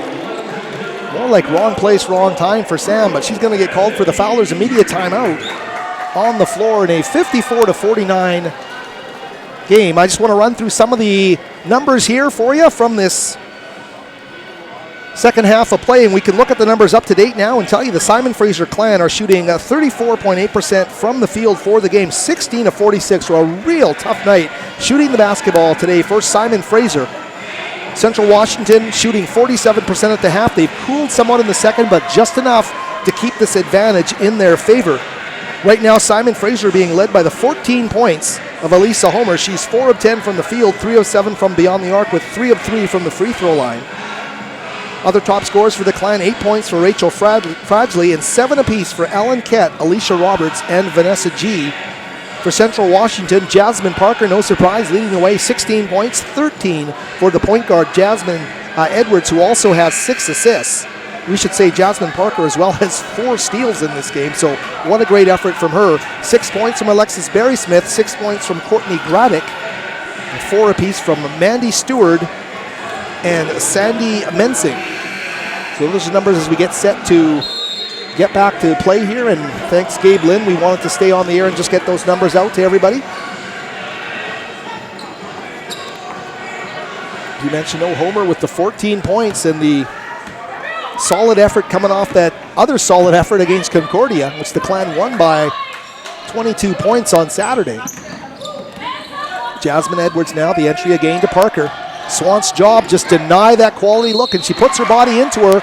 This time I think is going to get called for the foul, though, down low. And that's a tough one. The senior and the top player on this Central Washington team being guarded by the pure freshman, Sophie Swant. Sophie learning on the job here. Not an easy assignment defensively for Sophie Swant, who we know is going to mature into one of the top physical type players in this conference, because she's always been one of those players who gets after the basketball in a big time way. Parker knocks down the first, makes it a 6-point game. This one will make it, if she makes it, a 3-possession game. It's going to go too strong off the back iron. The rebound there by Homer, quickly to Ellen Kett. So the deficit at 6 with 4:24 remaining. Simon Fraser in possession of the basketball. 3-ball by Homer is going to go off the front of the iron. And guess who? Jasmine Parker there to scoop up the rebound, her 9th of the game. So she's approaching double-double territory here down the stretch drive. Here's Parker. Quickly, Parker kicked it out. This time is going to get it back on the wing, and Vanessa G doing her best to guard her down low. And right now, the Clan are having a heck of a time. They bring a double team against Jasmine Parker, but still can't stop her. And the foul being called against Vanessa G, her first of the game. G and Fragile both came on that double team. And Samantha Beauchamp now set to check into this game. I think an indication that they really need to get a different kind of a double team on Jasmine Parker down low, because once she gains that entry pass, the turnaround effort is tough. And Vanessa G ready for the challenge, but that is a bit of a mismatch, as it would be almost any player in the GNAC one-on-one against Jasmine Parker. She knocks down the free throw there. So the deficit back to 8 points. We told you it's been as large as 10, and the Clan has tied it at one stage, but peaks and valleys, and do they have this one big run left in them to come away with a victory here tonight? Drive there is going to go against the Clan. The offensive foul being charged against Elisa Homer, her 3rd of the game. I signed, you can hear the the elation, because I think the Wildcats feel they haven't been getting the benefit of the officials' calls on those. This time they forced the turnover. Jasmine Edwards doing a great job there, stepping in front of Elisa Homer, affecting the change here that gives Central Washington possession of the basketball with 3:43 left. Edwards with the basketball now. They'll look for that quick post entry, as they always do in this half-court set. It's going to be Barry Smith or Parker. And this time changing it up a bit, playing catch on the perimeter, as the Clan jump into a 2-3 zone here for the first time tonight. The skip pass, turnaround shot by Barry Smith, and she has been clutch. An explosive drive to the basket. This time, turnaround jumper, and knocks it down. And Alexis Barry Smith has been as big as anyone to make this a 10-point lead for Central Washington. This time, Barry Smith guarding Fragile is going to get called for the foul, and her 4th of the game. Only 3:04 left here. Barry Smith walks up to official Mike Thompson and asks for some clarification there. She's coming off the floor now. Mandy Stewart now into the game, along with Valdez and Edwards at the guard spots. The shot goes up, it's not going to fall, and Central Washington, the defensive rebound now to potentially give them their biggest lead of the basketball game in the final 3 minutes. They've led by as many as 10, 59-49 to score right now, as Edwards gets the ball back quickly to Valdez.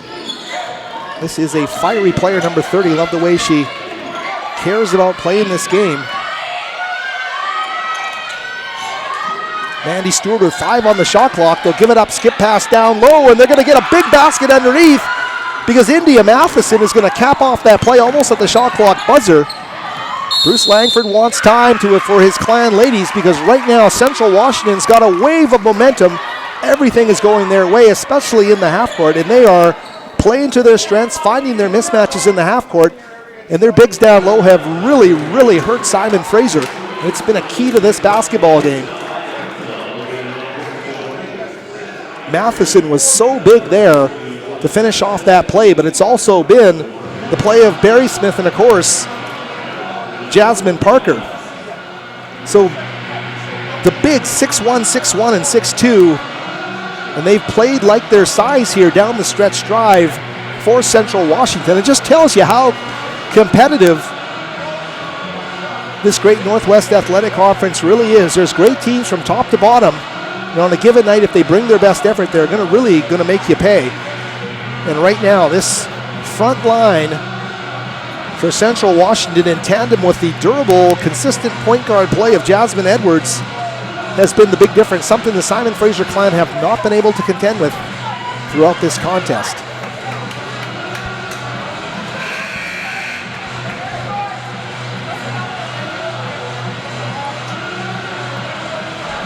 Clan back on the floor now. It's going to be Fradgley and Beauchamp in the front court, along with Kett, Roberts, and Homer. For the Wildcats, Valdez, number 30. Number 32 is Mandy Stewart. Number 54, India Matheson. Number 52 is Jasmine Parker. And, of course, Jasmine Edwards out there at number 1, manning the point guard spot. Every position so critical here now for Simon Fraser. Homer puts up the 3. Too strong off the back iron. No second chances there as Jasmine Parker takes it away. I don't think it's been an understatement to say this has been a disappointing night for the Simon Fraser Clan, wanting to build off that narrow loss at Western Oregon and, of course, the big win at Concordia, but they have been unable to keep that momentum for any stretch of time. And again, as we talked about, the front court is dominating right now for Central Washington. That's Matheson. She scored the big hoop and this time gets the ball, does it again, draws the contact underneath, and the foul against Beauchamp. Her third of the game with 1:54 left. Matheson too strong, misses the first. G back into the game for Beauchamp. These free throws with the clock stopped right now, a dagger in the side for Simon Fraser, each and every one of them. There's Sadie Mensing now set to check in, and she will spell Matheson, who's done her job. They're all up on their feet to cheer India Matheson as she comes off the floor. A great job for the 6'1" senior at a Shortcrest High School in Lake Forest Park, Washington. Here's G now with the basketball, under 2 minutes remaining. Roberts with the ball.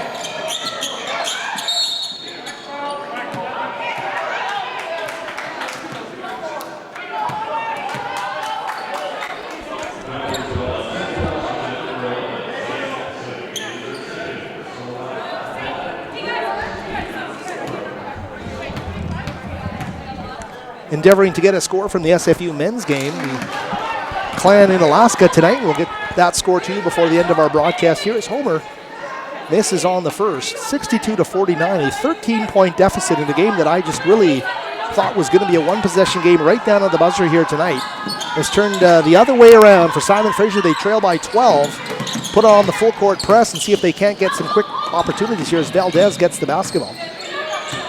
Very quickly to Mandy Stewart. Men's basketball today, a 96-83 loss at the University of Alaska Anchorage, one of the top teams in the conference, and 13-point deficit on the road in Alaska for the men. Alaska improving to 5-0 on the season, so clearly that is one of the top teams in Division II, and Simon Fraser under Virgil Hill, the first-year head coach, continuing to grow, continuing to improve, and we'll have 2 Clan men's games here next week on Clan TV. Hope you'll be here to watch those if you can't be right here in the gym to watch the action unfold live. Clan TV, your place for Simon Fraser Athletic Sports. Free throw falls there for Stewart. She'll make it a 14-point game. This Clan team we talked about put 2 or 3 runs together, and G's going to turn it over on a travel underneath. She lost the pivot underneath as she passed the ball on the baseline. Clan fought back from the near double-digit deficits on 3 or 4 occasions in this game tonight.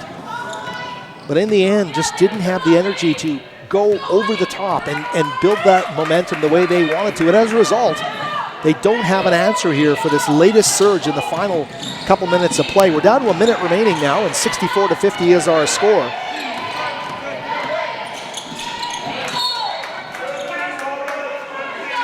Turnover there gives Simon Fraser some new life. If they can knock a couple of threes down here, they can make something interesting here, but they're just not getting good looks. Easy baskets, you talk about those as being key and vital to a victory.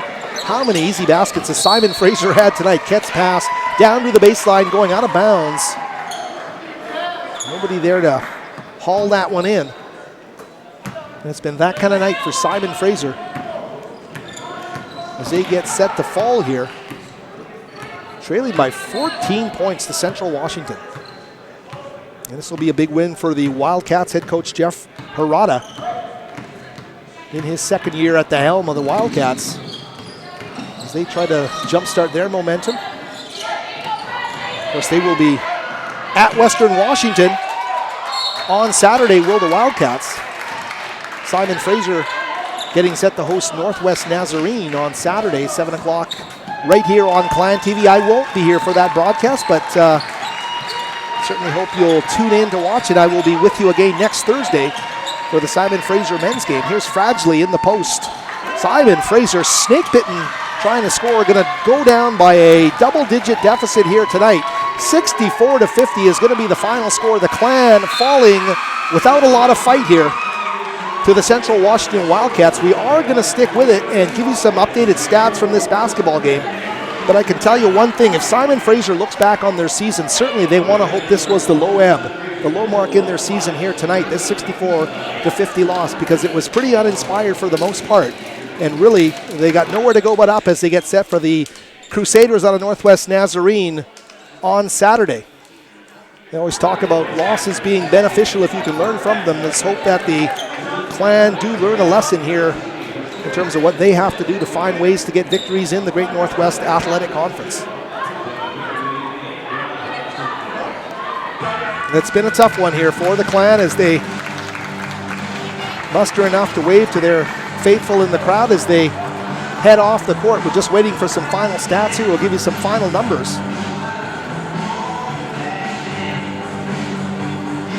Some of the bright spots today. We want to look at the way that Elisa Homer's been shooting the basketball. That productivity has continued from beyond the arc for Homer. Simon Fraser, though, really struggled down low when it came to their post play, and they're really trying to find ways to avoid the size, the length, and everything that the Wildcats were able to bring inside with Barry Smith and Parker. And at times, India Matheson, they were all effective tonight. We're going to get those numbers in just a second. And some of those numbers today we can pass along to you.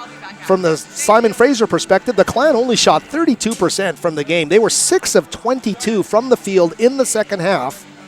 Try to put that into perspective, at 2 of 10 from beyond the arc. So they really, really struggled shooting the basketball tonight, finishing 32% on the game, 16 of 50, 45% on the other side.